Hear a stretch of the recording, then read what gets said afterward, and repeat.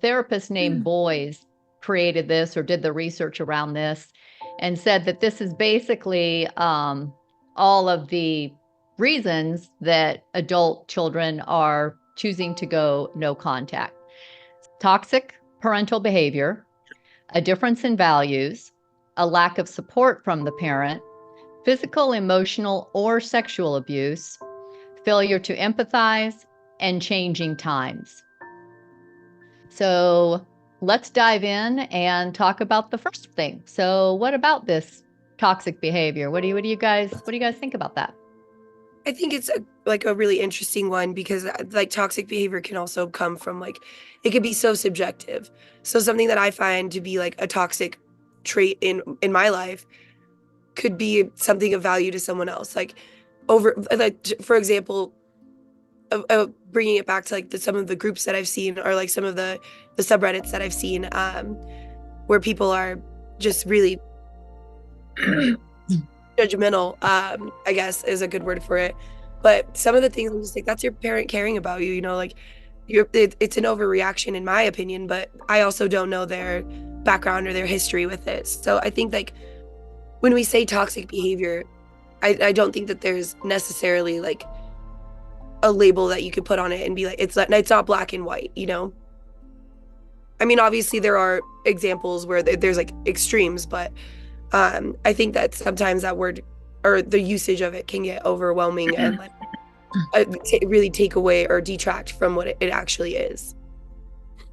Like, so you're thinking it's being overused? I think that it's being misunderstood. What does everybody else think? Well, so this list is what they're saying are the causes of estrangement or the top causes. Now, why they're choosing to go no contact with their parents. Yeah. So obviously toxic is a word that we all hear. I have heard it, so much from my estranged daughter. And I think her version of it, as it applies to me, is that she felt that I have said or done things that make her feel not enough. And so, over these years, I've really thought about that and tried to see her side of it and tried to understand. In the beginning, I was like, no, I don't, I didn't do any of that. None of that applies. But yeah, I mean, I don't personally think of myself as toxic. Just because I have so much love and I'm such a loving person. But I can see, I guess, in a younger person's mind, I don't know, maybe, from all the social media and from all of these negative sites towards parents, that's the catchphrase. That it seems to be the number one, narcissistic and toxic. So yeah, I can take, I take responsibility for the, my heart is broken that she could feel not enough. That's a terrible feeling. Aaliyah? And I was just, do you have any examples of like what your daughter has said was toxic? Like, to me, it does seem like a phrase that's thrown around, but like what actions are tied to being toxic? Like, what are some? Well, there's certain examples are like things that really didn't happen, but in her mind they did. But I can think of one that she recently had said, which was that she felt I was fat shaming her as she was younger, maybe going through puberty,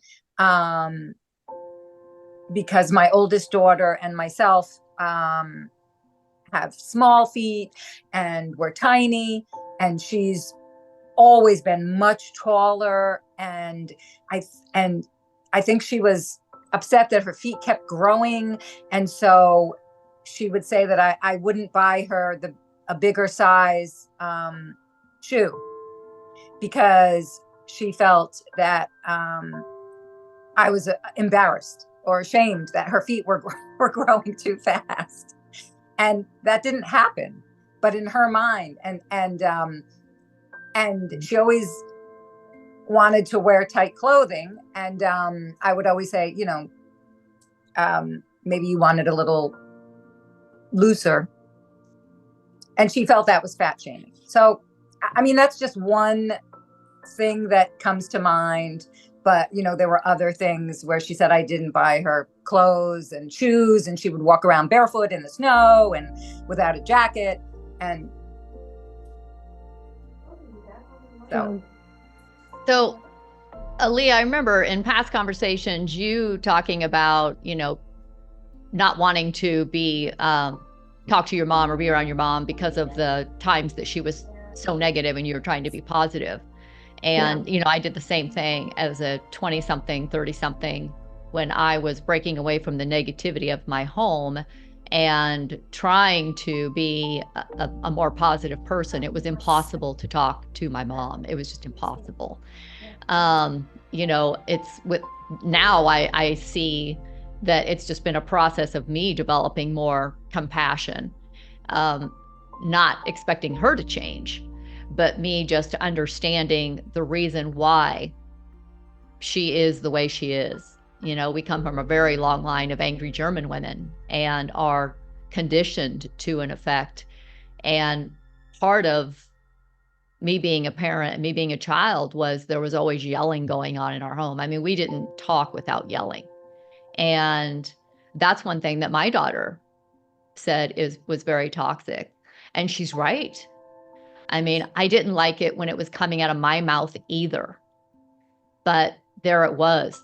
And even though I sometimes just consciously was just like, oh, what is wrong with me? Why am I yelling? Why am I angry? And we all know when we're angry and upset, and we just need to put duct tape across our mouths and give ourselves a timeout. I mean, we all know that. So does that mean it's who we are?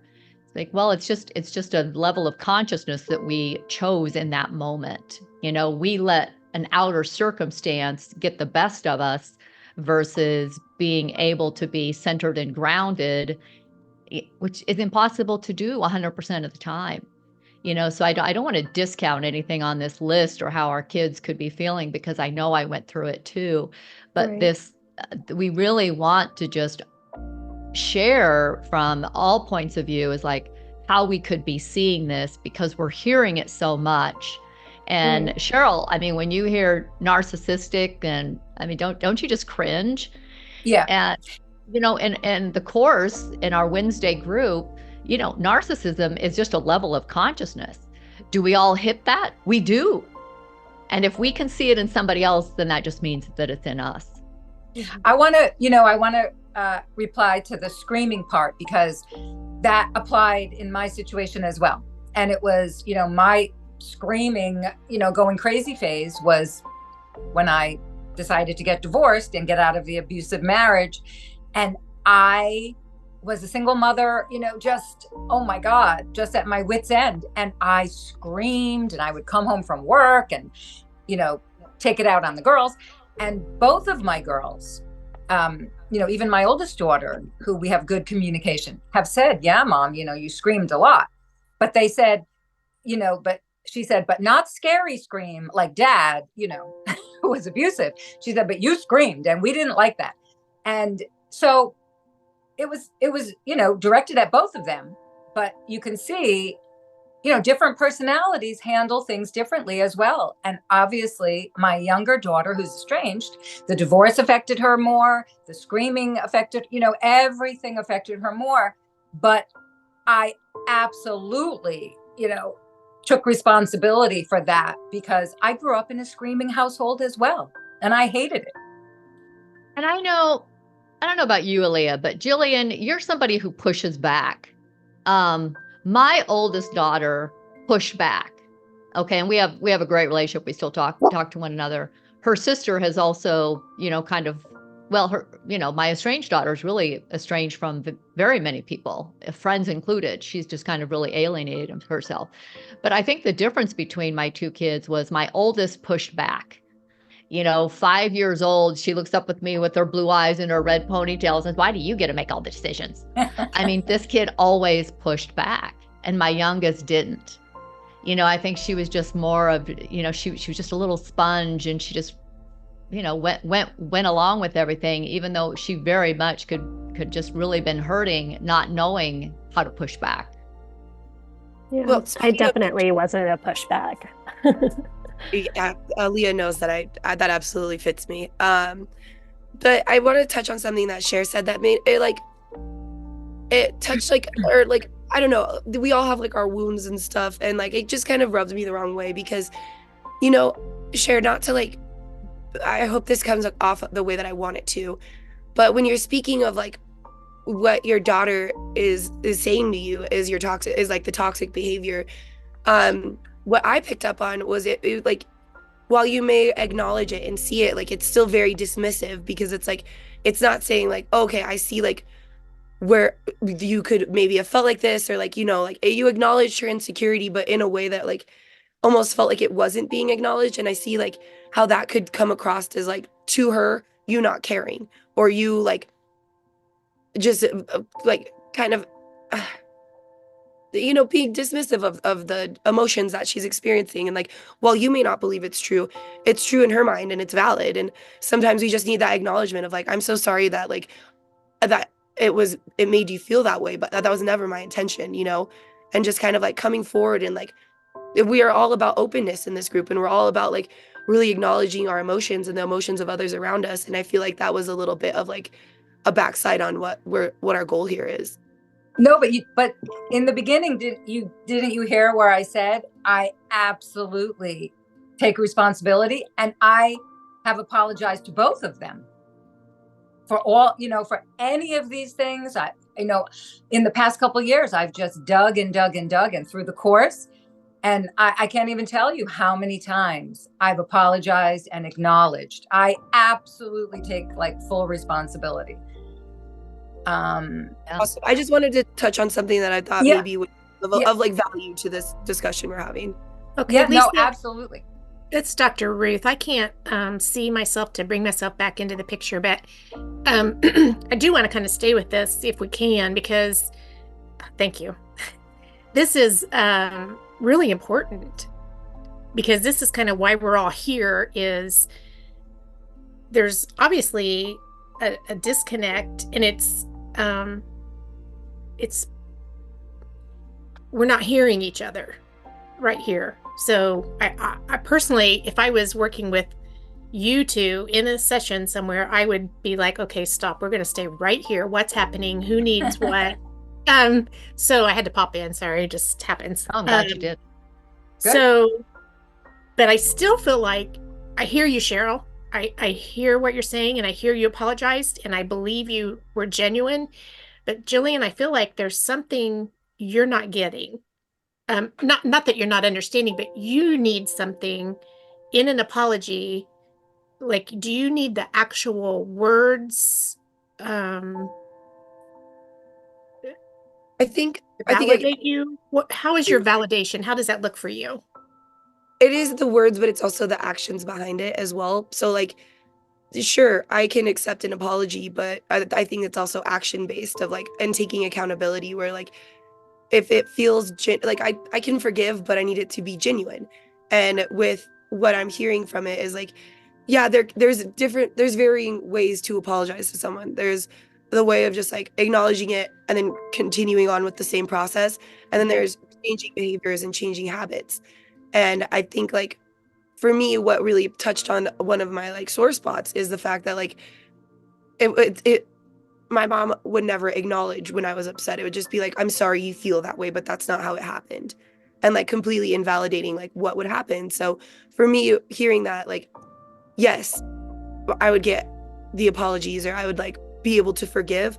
But moving forward from that, it was always the same thing, going around and around in circles about the same thing over and over again, because nothing would change. And I understand, I see the flaws on my part as well, because but I was also 12 or younger. So I don't have the emotional bandwidth that I do now at that age. And so I feel that's just a wound on my inner child that was rubbed on the wrong way. Mm-hmm.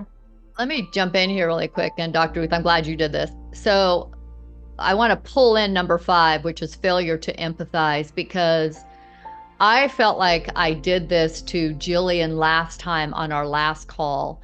And I even reached out to you afterwards because I just had this aha moment of like what I used to do with my daughter. And it's what she would consider toxic behavior, probably. And it would also be number 5, failure to empathize. But here's what we used to do. She was this very deep emotional kid. We talked 2 hours every week while she was, going through college and starting law school and everything. Sometimes it was she would call crying on the call. And I believe, again, I've got to share my version, but I definitely want to have this be a come to Jesus meeting. And if you're not religious, we're going to call it owning your shit meeting. So whichever category you fall into. And I really want to do both of those things because I see this whole thing so differently from my daughter's point of view. So she used to call crying, being upset with whatever was going on with her life. And I would ask her what's going on and really want to hear it, and through the tears and everything else. And then sometimes she would crack a joke in that, or sometimes I would say something that I would know would get her to laugh. So I just wondered if that was me failing to empathize. And that's why I reached out to you last time, Jillian, because you really were sharing how hard it was for you to go through the holidays. And then you broke into this rendition of thanks for coming to my TED Talk, everyone. And you look so much like my daughter, and your personality is so much like her as well, with your sense of humor. And I just laughed and followed up with an email of like, oh, you cracked me up. We're so funny. And we went back and forth a while about having our own podcast and what we would call it, about being stupid and goofy. And then I reached back out to you and said, did I just dismiss you? Did I dismiss the hour of pain that you were feeling and just focus on your funny sense of humor? Because that's what I used to do with my daughter. And I think that falls into that category. Does it? I think in a way, it's situational, like with that, it did lighten the mood, and we were coming to the end, and I think that was like, very appropriate. But there are times where like, because of me as a person, like, yes, I give pushback, and yes, like I'm fiery and very opinionated. But then there's times where like I get so uncomfortable with my own emotions, and I feel like that we've talked about this. I feel like I'm being a burden when expressing them, that then I want to lighten the mood and I want to like bring it back down to like a happy level. And I think that's like part of the people pleaser in me as well, where like, I just want to make sure everybody around me is comfortable, and that I'm not like making people uncomfortable with like how strong I know that my emotions can be. And I think that's also like, that's one of my toxic traits that I've learned from my estrangement with my mom, because in that environment, I had to basically I was the emotional regulation. And for me, that would be a toxic behavior, is my mom solely relying on me to make her happy, to make her feel better about herself, or to feel better about the situation. Because like my stepdad was an incredibly abusive man. And to like make sure I was basically my mom's protector, both emotionally and physically. And I like that, being parentified at such a young age, because she met him when I was 5 and he just basically never left.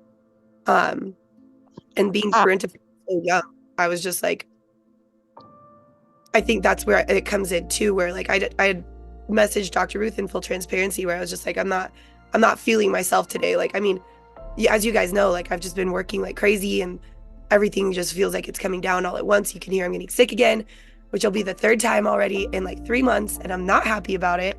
But I messaged Dr. Ruth and I'm like, I'm just not feeling myself today. And she encouraged me like, this is important to say and to come forward with, because I just wanted to keep the peace for right now, because I'm already at such like a weird emotional level. But it's good for what we're doing here with our fix our shit discussion.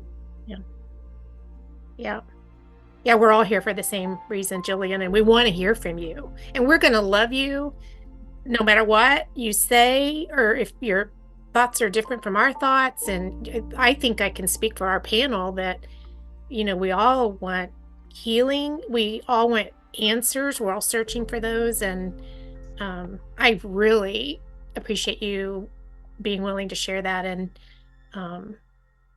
be more vulnerable especially when you're not feeling well. So, but do you, in this moment, do you feel like you need something else from us? I don't. I appreciate like you guys hearing me out and like recognizing my side. And Lisa, like, thank you for bringing up last week as well. Like, I think it was appropriate in that moment, but I can see where like that worry comes from, because you don't want to be dismissive, but in the moments, like, it we don't really catch it at that time. And I just, Cheryl, I hope that that didn't come off the wrong way, or like feel like I was. No, I want to tell you, I wanted to say, this helps me so much, because how else am I going to hear the other side? Yeah. My daughter won't talk to me. So there's no communication. So you're really helping me, because, it's kind of her, her perspective also. Mhm. And I have to tell you, the first time I ever knew there was, trouble going on that she felt, she told me one day she didn't feel that I loved her. And can you imagine, as a mother, hearing that from your daughter? Because that's all I lived for, is loving my daughters. And so when I heard that, it was like, oh my God, how could she feel that way? And now I hear that from my oldest too, whom I talk to. She just, because I'll say that sometimes, like, gosh, I don't know what is apologizing too much and reaching out too much and not reaching out enough and not texting enough. And my daughter just reminds me and says, well, remember, she believes that you never loved her. Yep. And oh my gosh, that is just so far from the truth, because I don't know how you don't. And Jillian, you're also talking about number 3, which is lack of support. So all of these things are really one thing. They've just been, identified as 6 things, because difference in values, lack of support, physical, emotional, sexual abuse. Okay, the sexual abuse, yeah, that's in a category by itself. I'll never understand it. And I would just murder anybody that if I ever found out harmed any child, not just mine, but any child. I would go to great lengths to defend that child. I mean, just the human trafficking that's off the charts right now just infuriates me to no end. So that's a whole category in and of itself. So we just can't talk about that today, because it is awful. It does deserve alienation and separation and everything else. So that's not in the category that we're talking about today. But let's bring in, the emotional abuse. Same with physical abuse. We need to table that as well. So table sexual and physical abuse, because those are 2 very separate, different events that need to be covered in a different topic. So let's just talk about emotional abuse. And when I say that, and I'm sure this list is that you're doing it, but as a parent, I don't think we do. And I can't speak from somebody who physically abuses or sexually abuses. Do they know they're doing it? I don't know what their issues are.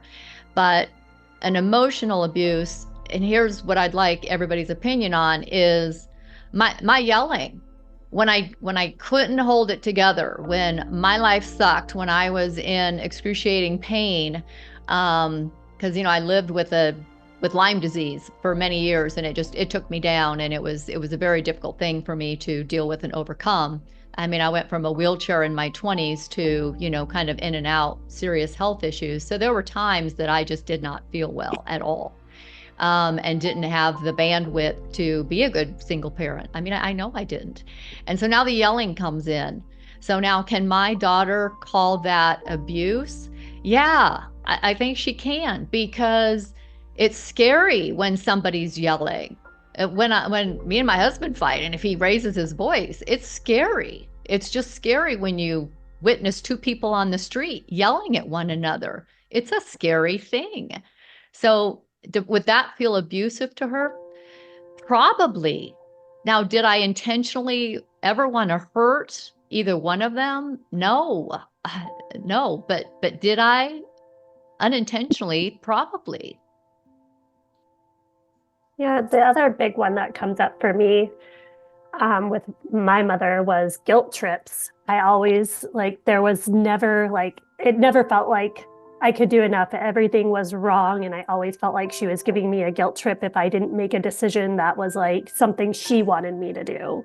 And so I always remember just feeling guilty for every decision I made if it didn't revolve around like the ranch, anything that she wanted to do when I made a decision to like that I really wanted to make. So I never felt confident in making decisions for myself because I felt like I got in trouble every time I made a decision for myself and I spoke up. It was like she still had that mentality that children should be seen, not heard. So anytime I talked to her about my opinion and stuff, it was like she would dismiss it that I wasn't allowed to have an opinion. And so now I still feel like I struggle today making decisions because I'm trying to like please the other person and not make that decision because I'm like, oh, what do you want? And it's when I know exactly what I want, but I'm pretending that I don't because I'm like feeling guilty that maybe the other person wants to do something else. Yeah, that continues to play out in all of our relationships. Yeah. Mm-hmm. Yeah. I was the good girl growing up too. And I saw it in all of my adult relationships until one day I just got so sick of it, no, start pushing back, but, and you know what, I want to, before Jillian says something, I want to say something about my daughter right there, because no, I did not guilt trip my kids. I don't think, did I believe that I was offering them, my hindsight in ways that I made mistakes? And that could have come across as me saying, do it this way, potentially. But I am kind of proud of my daughter right now for pushing back because she never really did have a voice. And if she's learning to do that and cut her teeth on me, that's okay, because I will love her no matter what. But I hope everybody does hear what you're saying with regard to the guilt trip, because I think as far as, and I'm thinking of one phrase that a parent says that could be considered a guilt trip, and that's, well, don't you think maybe, now I'm interjecting my number 2, difference in values. What is that? Lack of support for what she wants. Failure to empathize with what she's going through. I mean, again, and toxic behavior on my part, potentially. There's a fine line between a lot of these things. Yeah. Jillian, were you going to say something? There's just like a lot of thoughts going on with like the whole like emotional abuse type thing, because yeah, that could, what you explained could be considered that. And I think like in a way, like we don't know when we're being like narcissistic. We don't know when we're being emotionally manipulative, or because a lot of times it's not out of malice. Like, we're not intentionally going like, oh yeah, I'm going to go emotionally damage this person right now and for the rest of their freaking life. But like hindsight is always 20/20, like there are things that I've done in my relationships that I'm not super proud of, that I now look back and see were manipulative. And I learned like in a different way than Aaliyah, like to people please in my way is manipulation, because of the emotional abuse I suffered at the hands of my mom, who still, before she passed away, would never acknowledge it or couldn't see the forest for the trees or see past what she immediately knew and felt. Because in a way, she was just the same as me, that little girl who was searching to be accepted and loved, and she thought that was her last chance at it. Mm-hmm. But with being the main person who got emotionally and like, I mean, I know we're not really touching on it, but like physically abused by my stepdad, I felt like I had to protect my mom because she was always so sick, and she put me in this role of like being her world for a really long time. Then all of a sudden this man comes in it, and he's awful. He's terrible. He's so mean and cruel, and he's drunk all the time. And I remember there was one time that we were eating dinner, and I hated my mom's cooking. It was so bad. So I would just like not eat a lot of it. And then he took away my like water, and he said that I couldn't have any liquid until I finished my food, because he thought that I was drinking so much water that I was just not like hungry. And I was like, no, I'm starving. It's just really gross food. Like, Like, no, I just don't like it. And I remember crying because I was so thirsty, and we were having, I'll never forget, we were having stuffed bell peppers, and the meat inside of it was so dry and bland that I just didn't, I was like, can I just have cereal or like a sandwich? I'll make it. I don't care. And I was crying because I was just so freaking thirsty because it was so dry. And he made me drink his beer instead. And I was like probably 10. Oh But my God. like, the way that he was towards me, I realized he probably wasn't going to be towards my mom. But in a weird way, I felt like I had to protect her. I had to like make sure that this wouldn't happen to her because she was so sick. Like she wouldn't be able to tolerate the abuse that I can tolerate. So I'll take this on for her. And she made me feel that way too, like in a sense, because I'd wanted to go live with my dad for a very, very long time. And she had told me that, like, you know, you can't just abandon me like this. Like, what would I do without you? And then in a weird way, that was like also her guilt trip of getting me to stay and manipulating me and as a young child to stay. And like just really not acknowledging that, you know, I'm hurting and I need things too. And you're not providing safety or security for me. Instead, I'm providing that for you. And that was just not fair at all. And then I like on top of that, I would lie for her so that she wouldn't get in trouble with my dad. One example I have is like I had a cell phone that was taken away because I had bad grades. And she would let me have it when I was at her house. I had taken it with me to Universal Studios when I went with my dad one time. He found out and called my mom, and she told him that I stole it from her sock drawer. And I went along with that, even though she allowed me to use it and have it. I went along with it because I didn't want her to get in trouble with my dad. And like I didn't want to see them fight. I didn't want her to look like a bad mom. And he smashed it with a hammer in front of me for Oh life, my. stealing. And I like it's just she wasn't a horrible mother. It's just I needed to create my boundary and be like, okay, I've been putting my mom first for so long and making sure that I'm taking care of her that I can't do this anymore. At 15 years old, I was just like, I gotta choose me now. Like I've been being this like shield of armor for you for so long. Against what? Who's to say? Your own emotions, your own thoughts, Scott, I don't know. But I need to create my own emotional armor and take care of me now, because that to me is textbook toxic behavior. That's not like just an arbitrary like, oh wow, they're being so toxic because they're giving their opinion. Like to me, that was incredible emotional abuse on my mom's part too, that I know she didn't recognize because she wasn't actively a jackass. She didn't know any better. And like for me, I realized she wasn't gonna know better for a very long time, and unfortunately that time is past on this earth. So I want to ask you something. So I think you touched on it. So you see how this is impacting your current relationships right now. You see it playing out in your current relationship, romantic relationships more than anything else, probably. Yeah, absolutely. Okay. Like let me finish this. I'm going to ask you one more question. So, and this is just part of how we evolve as humans, right? So we play out what we learn, and kids are sponges up until the age of 7, and then they just start witnessing what their parents have done. And you said, you know, do the words match the action? So you had nothing but really traumatic events as a child. Unfortunately, there was really nobody there to protect you. And so now you're an adult in this world trying to navigate your relationships with those tools. Now, if you had a child, what kind of parent do you think that you would be? I'm scared of that answer, which is why I've decided like I am child-free by choice, because I don't want to repeat this process. I don't want to find out what kind of mother I would be, because I am so terrified of continuing this cycle and continuing to be awful. And like I said, I recognize that my mom had no idea that this was like what would happen or like what was actually taking place. But now that I have that self-awareness, I don't want to find out. I agree. I don't want to have kids either.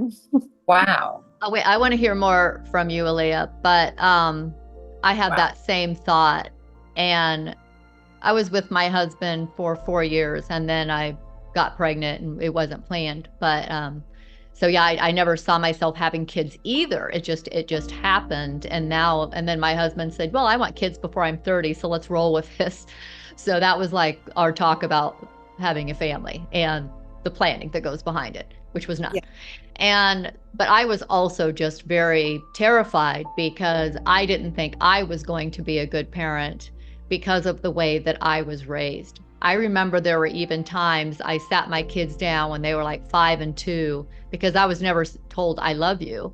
And I said to them, it's not second nature for me. It's so hard for me to be touchy and feely and huggy. And, I'm also an Aquarius, and we're very aloof in that department, even though we just care and love people so deeply. But I sat my little kids down and just said, help me. I want you to know how much I love you. So if you don't hear it enough, you say it to me, and then that'll be a trigger for me to know to give it to you. I mean, I had this conscious conversation with them, knowing I was not going to do it 100% right. And I think that's what's hard for us as parents right now, is that we know we didn't do it 100% right. But do we really deserve what we're being drugged through right now? And in some cases, Jillian, the answer is yes. But in some cases, I don't know. And again, it's about personal evolution so much that it is about, letting somebody else off the hook. But anyway, Ilya, what were you going to say? Oh, Go ahead, Cheryl. I just wanted to chime in because it's so bizarre how we always, are kind of parallel. I grew up with a very abusive father and an emotionally distant mother. She had 6 children, lived in a farm town. It was just, she was, just depressed after each child. I always wanted to be a mother. But in my head, I just kept saying, I'm going to do different. I'm going to do different. And my dad never said, I love you. My mom did, but my dad never. So what did I do? I married an abusive man. Didn't know he was. I had an inkling, just like my dad. And I kind of became emotionally distant because I was so depressed. But, oh my God. But said I love you like 1,000 times, to the point where my kids are like, okay, stop saying I love you. But that's what you do when you're depressed. That's what anyone does when they're depressed. But, it's just amazing that here I wanted so much to be a mother, and I'm going to do it different. I'm going to do it different. And I didn't. And I recognize that I did the best I could, but my God. I did too, Cheryl.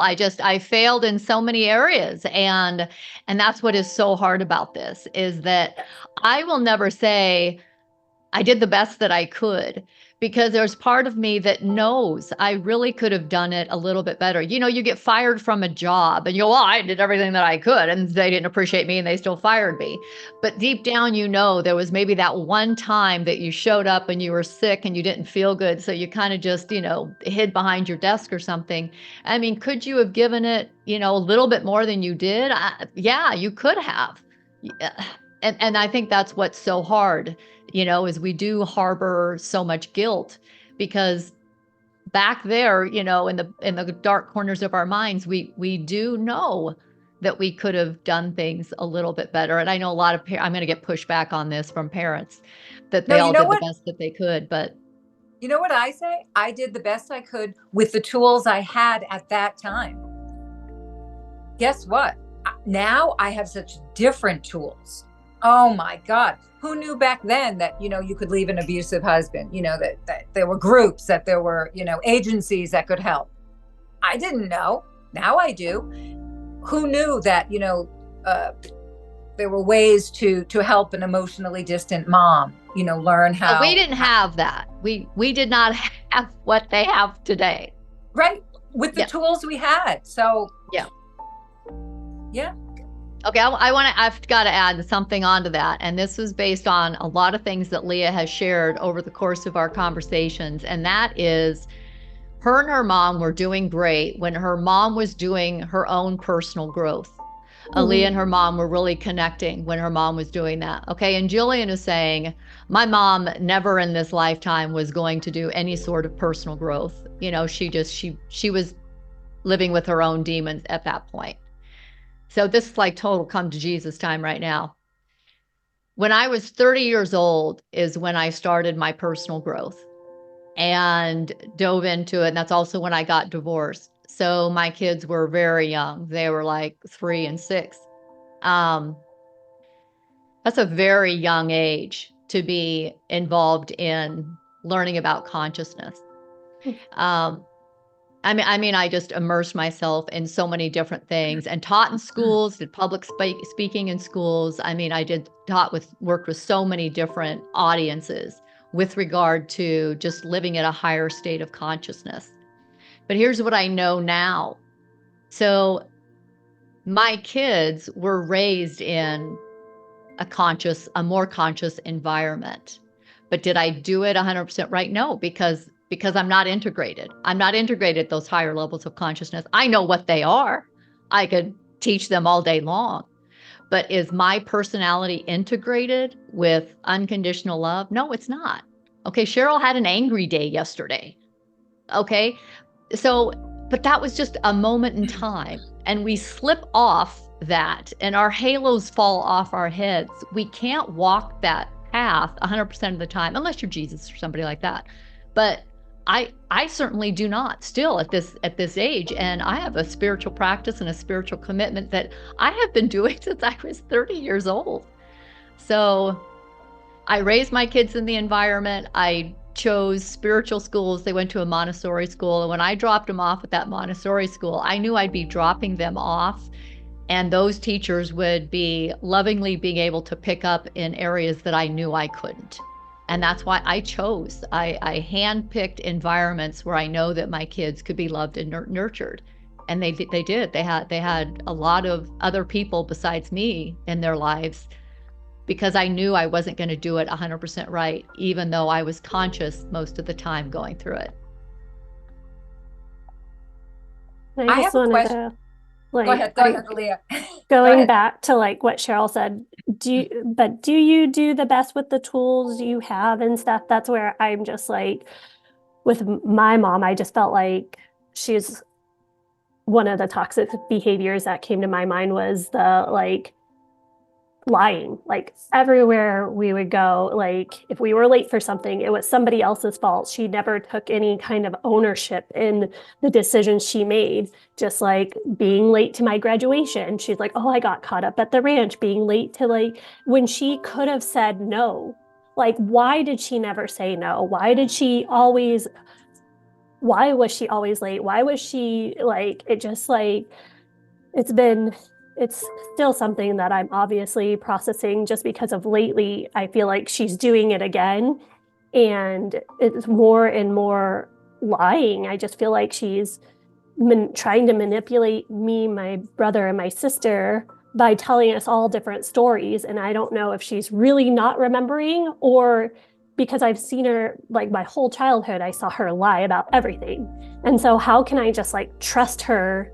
Or do I just have to accept that that's the way she is when like, so it's just that's been something I've been struggling with, especially lately, because it's just like, do you feel like you have to lie and tell us each a different story? I thought we had this open communication that we're on your side, and now it just feels like she's trying to play us against each other. Or is she really just getting sick and not remembering how like things that she tells us?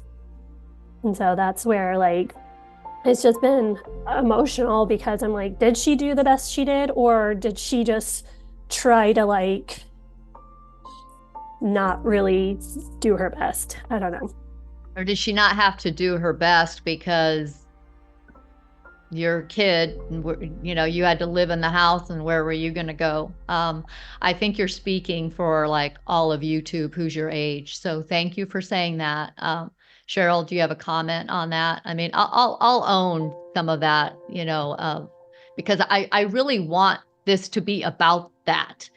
Mm-hmm. If you were my daughter, this is exactly what I wish they would say to me, so I could address it. So I could say, tell me more, get it all out. Don't hold it in. You know, what else? What else did you hear? What else did you see? How else did I hurt you? You know? And I'm like Yeah. feeling so much. Yeah, and it's just, I don't know. I'm just so lost at this point in my life of why she felt like she had to lie to me, or still feels like she has to lie to me. I just don't understand. So I just like, I want her to trust me, and it just doesn't feel like we've earned each other's trust. Maybe it goes both ways at this point. And it's just like, why? Why is this happening? I have a question for both girls. So, Aaliyah, I know that you have, reconciled with your mom. That, of course, there are still issues. And Aaliyah, Jillian, I think you were ready to, but it was too late before you could. But what brought that about? Like, was it something that your mom said or did that caused you to want to open the door again?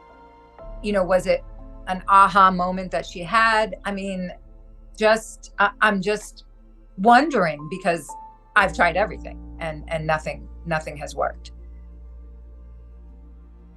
For me to like bring back my mom in my life, it was just the fact that I was putting myself through school, and a lot of my schooling had to do with reflecting who I was as a child and why I am the way I am. And I started realizing the good things, like the really good things that I got from her, and I just wanted to be able to love her for who she is rather than focus so much on the negative. And at that time, I was really focused on just all the things. And I started teaching and stuff like that. And I love those kids. And I would never try to threaten them with fear, like my mom threatened me so many times, like with spankings and like coming after me with sticks and beating me and stuff. And so I was just like, I was so frustrated at the time when I was teaching, because I knew there was a different way to help children learn a lesson, that I stopped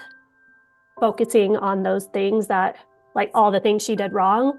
And I was like, okay, I started focusing on the things that was right and the things that I got from my childhood and those kind of things. So that's where my shift came, and me inviting her back in my life. But I feel like right now I've backslid or something, because I'm like, feel like I want to cut her out again. It's just been like emotional lately.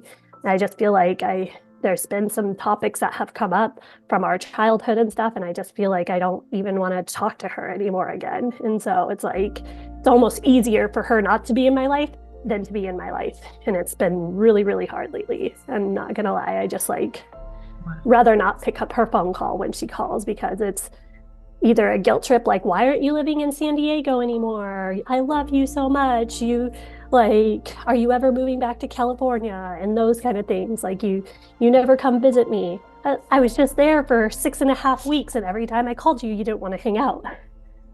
So it's just like, I don't know. Thank you for sharing that.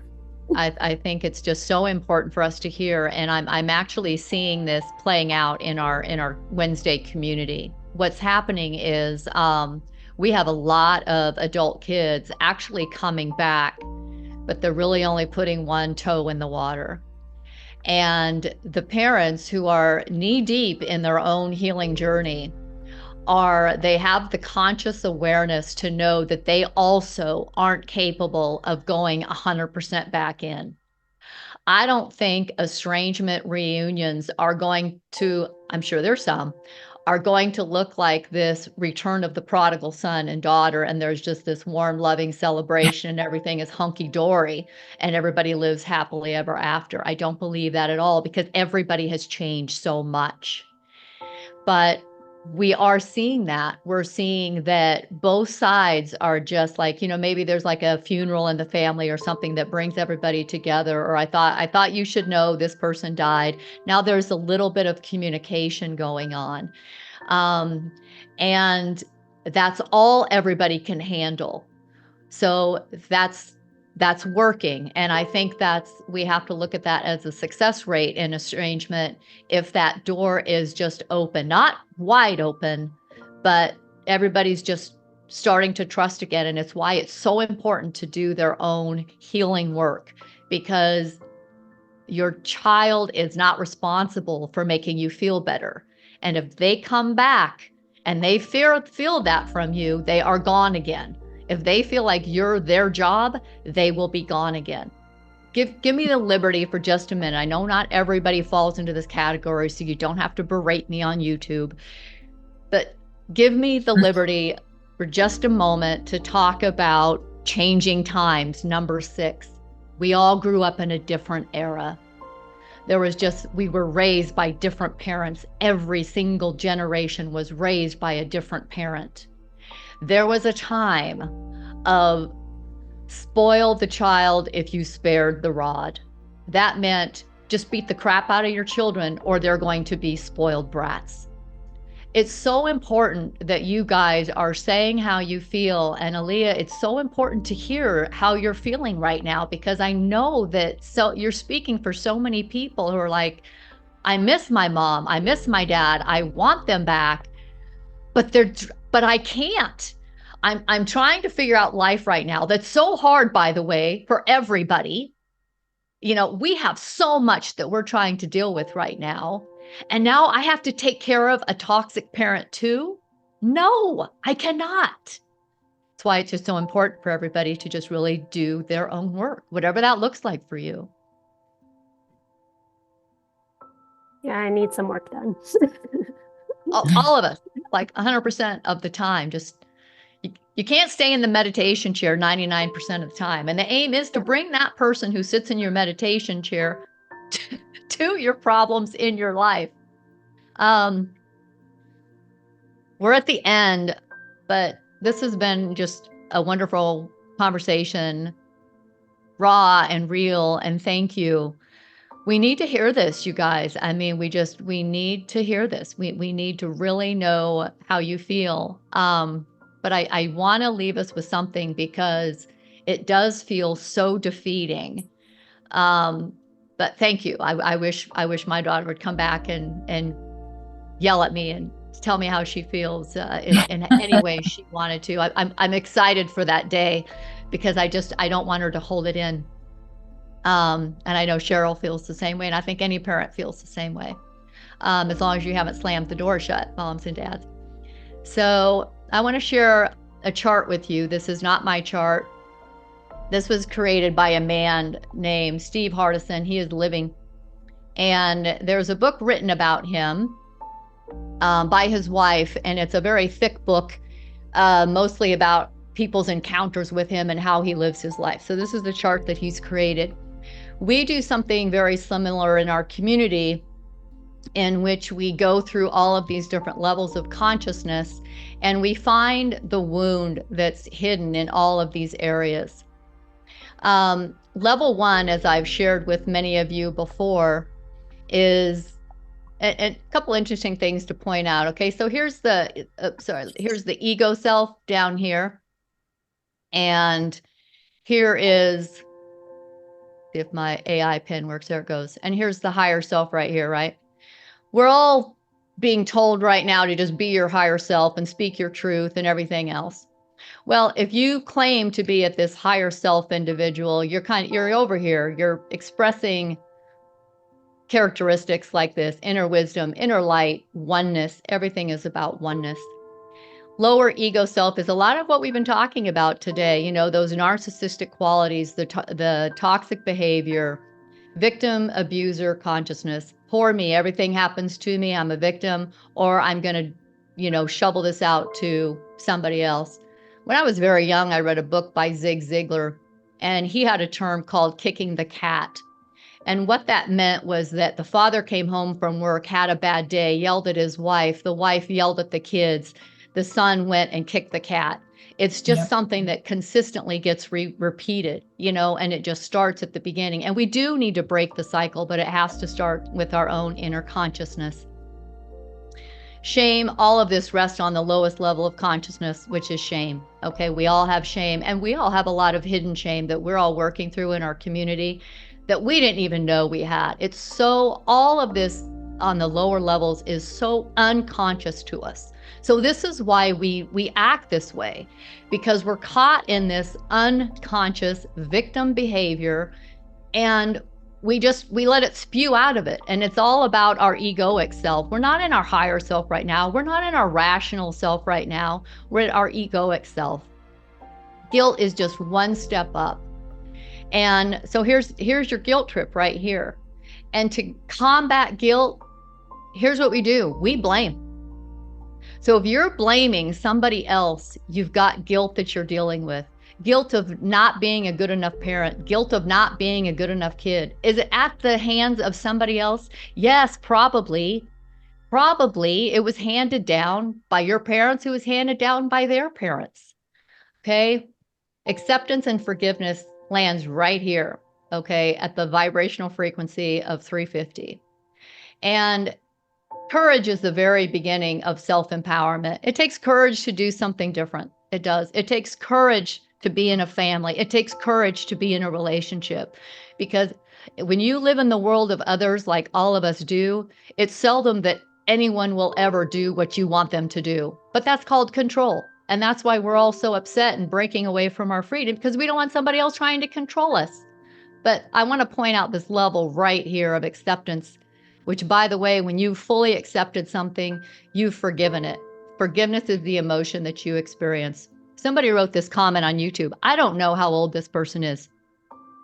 My therapist introduced me to the concept that not forgiving is okay if it doesn't help me heal. And going no contact is okay as well. Again, I don't know how old the person is who wrote that, but to me, you're giving your therapist a lot of power over you. And there's one thing when you start to do inner work and consciousness, or you dive into understanding what that chart is really all about, and understanding how you yourself have an egoic self and a higher self. And that egoic self is your shadow, and it's what's hidden from you. You can't see it. And that's why you're a sucky parent. That's why you can't show up and be completely conscious. Did I do this even knowing this chart and teaching a version of this chart? I did not. I fell off this ladder so many times in my life, and I still am, because my aim is not to be enlightened. And if yours is, great, send me a postcard. But here's the deal. When you start manifesting diseases, it's because you haven't healed. It's because you've accepted that you don't have to forgive. But all of those negative frequencies manifest as something, manifest as your toxic behavior in relationships, manifest as disease, E equals MC squared. Okay? We don't get by any of this stuff. It's going to always impact all of us. So that's why it's all about our inner work. And the greatest act of love will always be your self-honesty. Okay, and that's why today is called Own Your Shit Day, because you don't want to carry your stuff around with you, whether it's conscious or not. You don't. And thank you to these young ladies who have the vulnerability and the courage to share this with us. We need to hear it. It's hard to hear. It's hard to hear. But we need to hear this. And we need to take a hard look. All of us just need to take a hard look and say, who do I want to become through this whole thing? Who do I want to be? Okay, well, we're on the hour, but we need to hear what is your take from today and your message to your generation or everyone. And then Dr. Ruth is going to wrap us up with her professional point. Thank you all for what you're doing, but who's going to start? I'll start. I think for me today was just a realization I need to continue on my healing journey and just continue to love my mom and know that she is who she is, and just breathe through it is all I can do. And can you ask her, can you just say, Mom, I'm having a hard time, and is there can you do anything to say, I might be pulling back for a while, or I might not be reaching out and talking as often. I'm going through my own stuff. Can you do that? I don't know. I just don't pick up the call because it just is, I get like, my anxiety goes through the roof. But I can try. No, take care of you. I'm not saying you should do that. I'm saying you take care of you. And again, she's not your job. She's Mhm. not your responsibility. Okay. And we need to understand that as parents. Our happiness is not our kids' responsibility, period. You don't owe us anything. You really don't. If we're hurting, it's because we need to heal our wounds. And I'm saying this because I know a lot of individuals who are doing this work, and they feel the way I do. They see this very differently. Mhm. My message today, this was one of our hardest discussions, but it was so helpful, and I'm glad we had it. And a lot of moms will probably get mad at me for saying this, but if my daughter ever comes back and opens that door again, I will just take her in my arms, tell her how much I love her, and just apologize for everything and just hold her as tight as I can. That's it. Yeah, today has definitely been one of the harder discussions, and I think as we like move forward, we get more comfortable with like being vulnerable with each other and being able to say these hard things. And my takeaway from today is just it's okay to be vulnerable and to not worry so much about like what's going to make other people happy or if it's going to upset them, but really also live my own truth. And like, you know, I'm sure I'll get hate from moms and other people on YouTube as well for saying this, but it's okay to take a step away, and it's okay to have your boundaries and to put yourself first, especially in situations where it's become incredibly like unhealthy. And then to be able, but to always like remain open-hearted and know like people are capable of change and people are capable of recognizing things that like today where, you know, things were said on all ends that were very eye-opening. And I think at the end of the day, just protecting yourself but also keeping an open heart is so important. Yeah. I have to talk for all generations. And I have to do it from that chart and from consciousness because the world's not getting easier.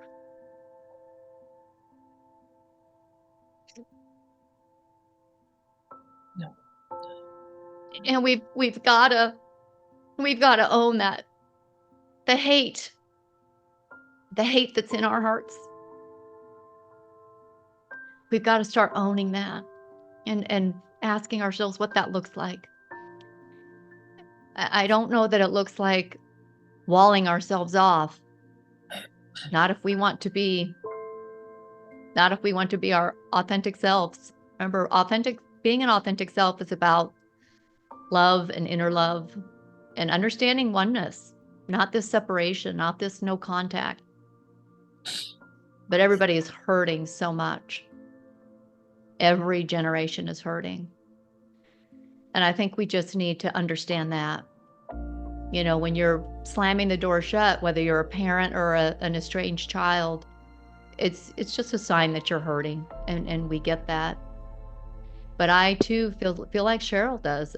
I'm never, ever locking that door and not looking back and not willing to listen to what my daughter has to say, as hard as it's going to be. I know I didn't do it right 100% of the time. As much as I tried, as conscious as I thought I was, I knew I didn't do it right and I wasn't going to. Thank you both for speaking for the younger generations. It's been helpful. Thank you for giving us a voice. Mwah. Love you all. Wait, Dr. Ruth, are you coming back? Oh, I can't figure out how to get myself back on the screen, but I'm afraid to push the buttons. That's one thing I'm not good at is computer. So You're back. okay. My mind is spinning.